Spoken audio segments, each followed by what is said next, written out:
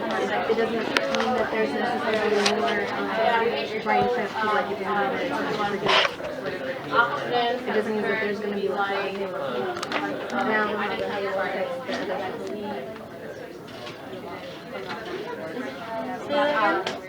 what did I say? Is she right? I don't think she's right. Okay, so like there's more halo, but so the brine shrimp like the halo, and the brine fly like the halo.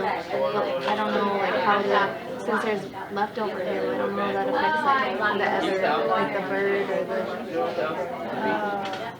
So you think that the halo is going to determine what's going to happen to the population Increase because they're extreme poison. and what will happen to the diatoms and cyanobacteria?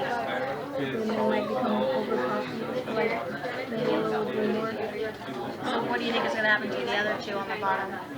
Does cyanobacteria and diatoms grow on salt as well? Like, does salt grow on those two bacteria as They're well? not extremophiles. They're not? Also, then they're gonna die. Okay. So then how will that affect the other things along with Then the brine shrimp won't have as much fun. No. Yeah. The brine fly.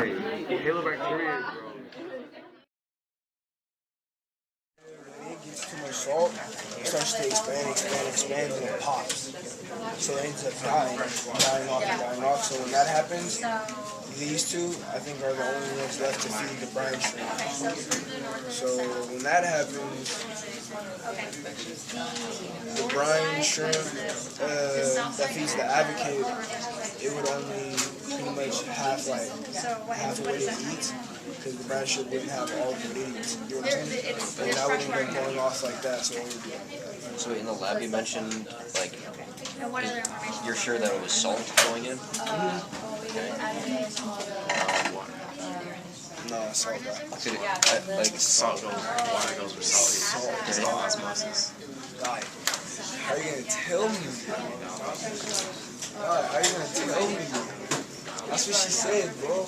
She said, I'm not gonna bet that. Just saying, right? This is what happens. Look, I'll draw a picture for you. Look, so you have the halo, right? You got salt in here. You're not right at all. I'll let you guys have a little Then discussion. look, there's like salt right here, there's heck of salt on the outside, right? There's heck of salt on the outside, right? This goes in, so this, because it like attracts more salt, because it wants salt. It loves salt. So this is all going in, it's all going in, still going in.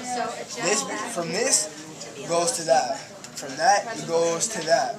And then from that, it pops. It pops, alright? I believe it pops. From when it pops, it's dead. It's dead. It's gone. There's no more. There's no life. There's no nothing. It's done. No more halo. How does this work? Well, how about you explain your side? What's up, buddy? What you know about us? What's up, shawty? Yeah. Alright. So, but I don't know. I know if the water goes with salt, so it goes in here and it makes it get fat or whatever, and then it pops. So, well, to support like either of you guys' thing. So, Actually, we're honestly both right, because it's salt water. So the thing about it, so sort of parallel this with either of the arms of the lake. So, in the north arm, we know there's Halobacteria, right? And we know, like, after everything we learned, like, is it salt water or like fresh water in the north end?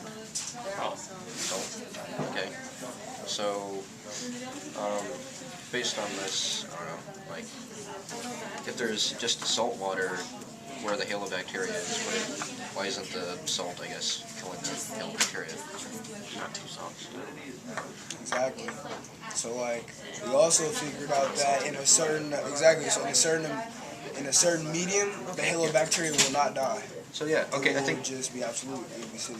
then in that case, I think you're both right. So there is a threshold, basically, of saltiness, right? So you can't go too far with salt, but lacking salt entirely would kill it also. Exactly.